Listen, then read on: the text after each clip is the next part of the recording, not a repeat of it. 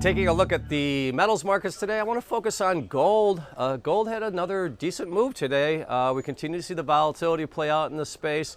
Gold up on the day, breaking the two-day downtrend that I had just realized, and we saw gold up about a little under 0.5%, about 0.4% on the day, settling right around the 1336.80 level. We saw a high of 1342.30, a low of 1329.80 for the session.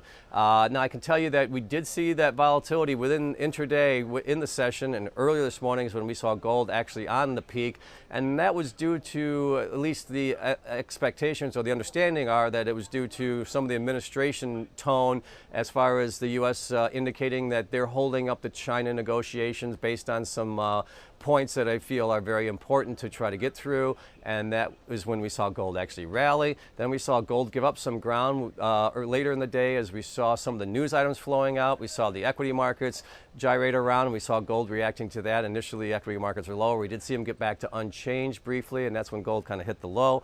Then we saw the equity markets give up some ground further in the day, and that brought a bid back into gold where we settled up about $5 on the day. Now I want to point out a couple of the factors that were influencing the equity markets, which I believe are bleeding over into the gold and the metals markets.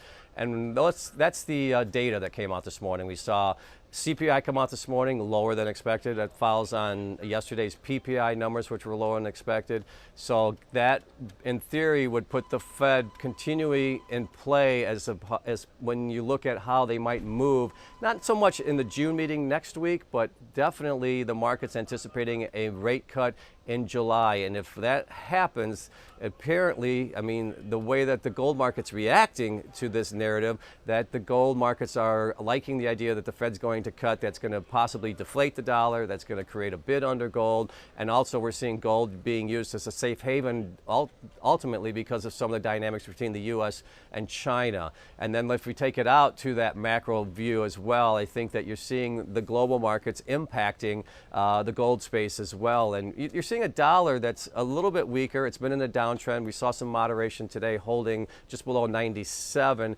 but that trend has been lower, and that's another tailwind to gold. We haven't seen a lot of volatility in the dollar, but we have seen, money flowing into what you would be perceived as safe haven plays, particularly when we look at the Japanese yen. Gold catching a significant bid, not only when the market was under some duress, but also now the idea that the Fed's going to cut sooner rather than later. Those factors are creating this tailwind for gold and pushing it back up well above 1300 and really attempting to challenge the highs from February at 1360. Now this uptrend's still in place, some consolidation here around the 1330 to 1340 level. But once again, we did see gold rally on any further weakness in the equity markets or the hint of a Fed move sooner rather than later.